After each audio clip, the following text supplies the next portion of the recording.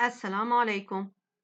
Aujourd'hui, on va continuer chapitre 4, Action mécanique, avec la partie 2. Avant de commencer, s'il vous plaît, préparez vos outils et suivez ces instructions.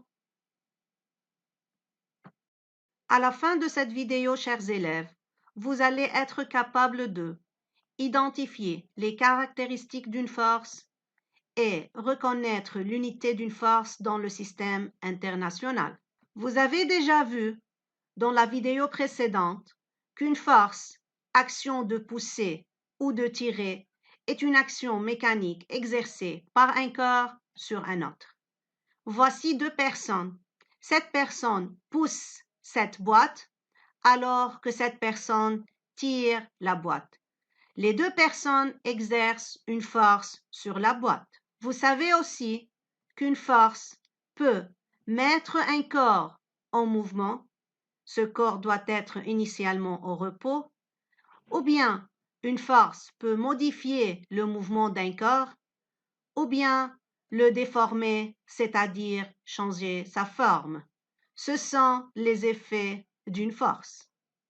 Observez ces trois figures. Dans ces trois figures, on a un garçon qui tire une boîte. On a dans les trois figures le même garçon et la même boîte.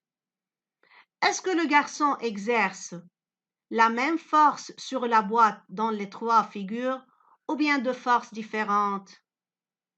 Pour savoir, il faut connaître comment représenter une force exercée par un corps sur un autre. Comment ça? Voyons. Regardez ce garçon et cette fille qui tirent ce nounours vers eux. Les deux exercent une force sur ce nounours. La force exercée par le garçon et la fille peuvent être représentées par une flèche dite vecteur.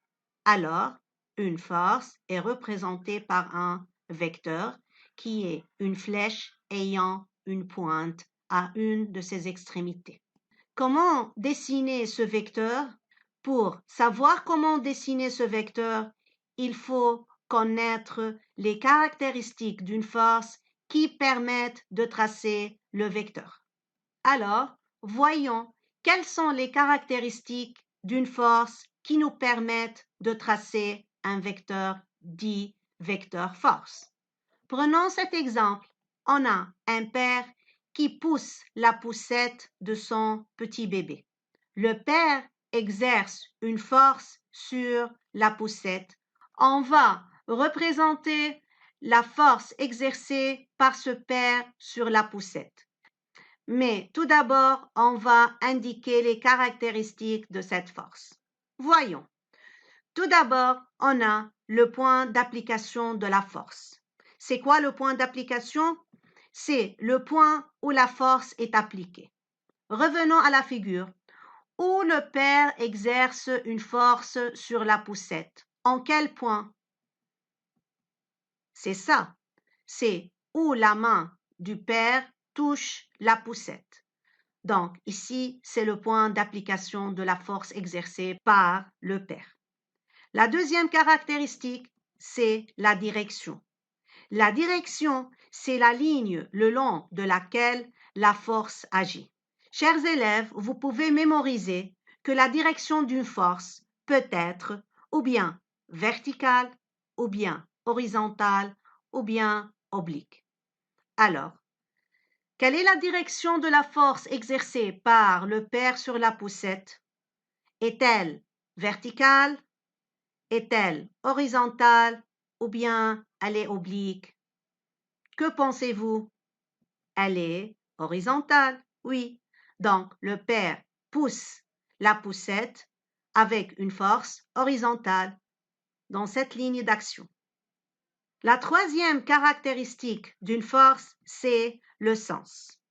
Le sens peut être vers le haut ou bien vers le bas, à gauche ou bien à droite, vers le haut à droite ou vers le bas à gauche, vers le haut à gauche ou bien vers le bas à droite. Revenons à la figure. Quel est le sens de la force exercée par le père sur la poussette? Est-ce que le père pousse la poussette vers le haut ou bien vers le bas, à droite ou bien à gauche? Oui, c'est à gauche. Alors, on a représenté la force exercée par le père sur la poussette par ce vecteur qui a une couleur verte. Ce vecteur a comme point d'application le point où la main du père touche la poussette. Ce vecteur a une direction horizontale et est dirigé vers la gauche. Donc, le sens de cette force est à gauche. On dit que le sens est donné par la pointe de la flèche. C'est ça la pointe de la flèche qui se dirige vers la gauche. Une question se pose maintenant. Est-ce que la longueur de la flèche a un sens? Est-ce qu'elle reflète quelque chose? En d'autres termes, peut-on toujours représenter une force par n'importe quelle flèche ayant n'importe quelle longueur?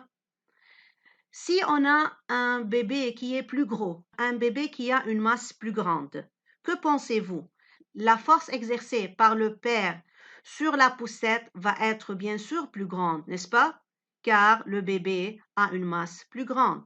Alors, la force exercée par le père pour tirer la poussette va avoir le même point d'application, la même direction qui est horizontale, le même sens à gauche, mais doit avoir une longueur plus grande, comme celui-là, en couleur violette. Pourquoi? Car le père doit exercer une force qui a une valeur plus grande. C'est ce qu'on appelle intensité.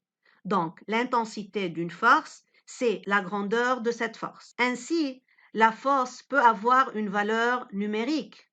Comment mesurer l'intensité d'une force? On se sert d'un instrument qui s'appelle un dynamomètre.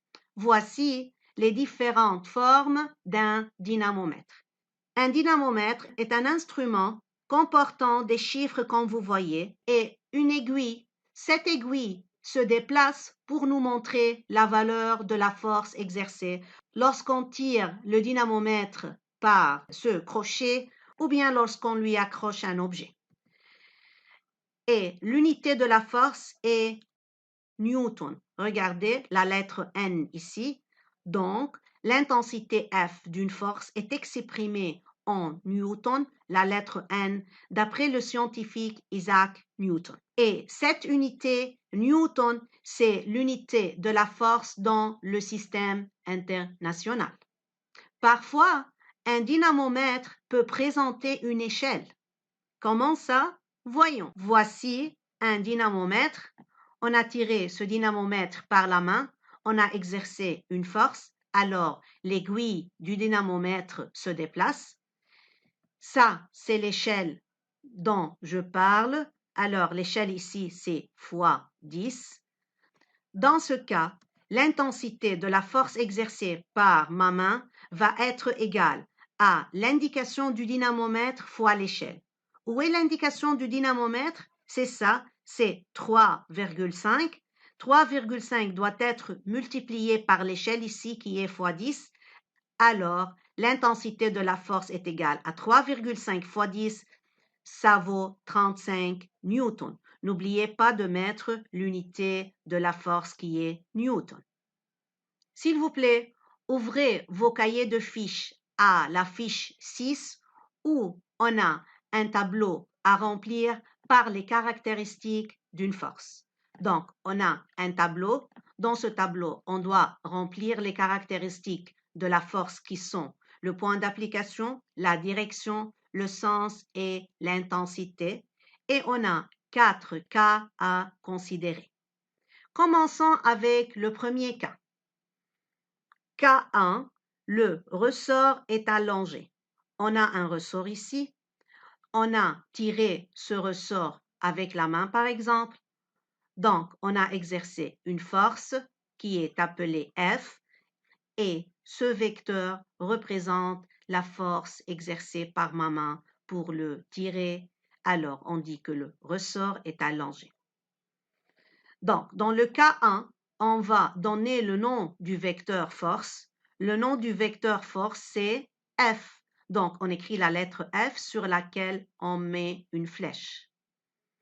Quel est le point d'application de cette force F? On doit regarder la figure et savoir d'où ce vecteur commence. Ce vecteur commence de ce point qui est le point O. Alors, O, c'est le point d'application de la force F. Quelle est la direction de la force F maintenant? Souvenez que la direction d'une force peut être verticale, horizontale ou bien oblique. Alors, la direction de la force F ici est comment? Elle est verticale. Très bien. Donc, quel est le sens de cette force? La pointe de la flèche se dirige où? Se dirige-t-elle vers le haut, vers le bas, à gauche, à droite? Elle se dirige vers le bas. Donc, le sens de la force F est vers le bas. L'intensité approximative maintenant, car on va faire un petit calcul. On va savoir la valeur de cette force en newton. Il nous a donné l'échelle suivante. 1 cm sur la figure vaut, c'est-à-dire est égal à 0,5 newton. Pour savoir l'intensité de la force F, on doit utiliser une règle. S'il vous plaît, avec une règle, mesurez la longueur du vecteur de haut jusqu'à la pointe de la flèche et écrivez comme ça. Tout d'abord, commencez avec l'échelle. 1 cm est égal ou bien vaut 0,5 newton. Par la mesure sur la figure, vous allez obtenir approximativement 1,6 cm. Alors, vous mettez 1,6 cm au-dessous de 1 cm, pas au-dessous de 0,5 newton. Faites attention, les unités doivent être les mêmes. Donc, 1,6 cm, ça nous donne combien de newtons? Donc, on fait la règle de 3. On multiplie 1,6 fois 0,5 divisé par 1, on obtient 0,8 newton. Donc, l'intensité ou bien la grandeur ou bien la magnitude de la force F est égale à 0,8 newton. Maintenant, le deuxième cas. Dans le deuxième cas, on a la main saisit un livre, c'est-à-dire on tient un livre par la main. Le vecteur force ici est nommé N. Quel est le point d'application de cette force N? Le point d'application, c'est où ma main touche ou bien tient le livre. C'est le point S. Faites attention, dans votre cahier de fiches, il y a une petite faute ici. S, c'est pas en bas ici. Corrigez-la, s'il vous plaît. Donc, S doit être un point où la main touche le livre.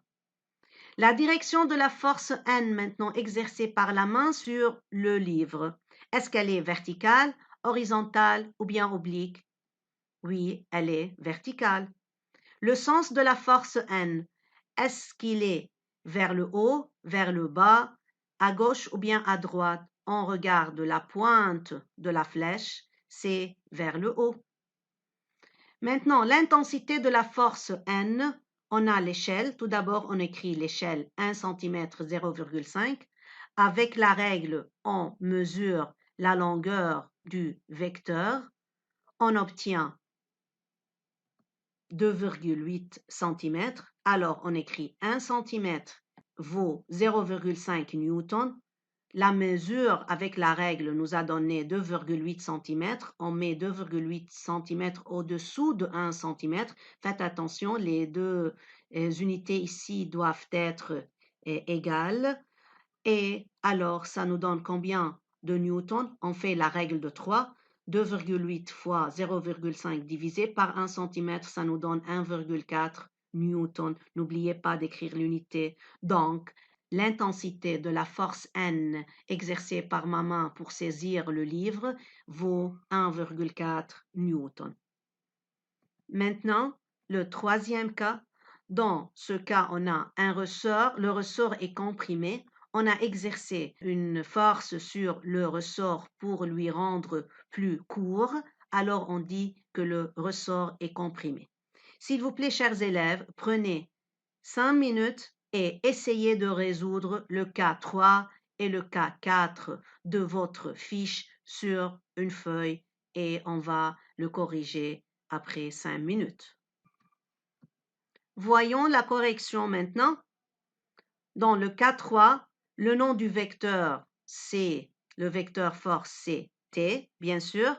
Le point d'application où la force est exercée sur le ressort, c'est le point I.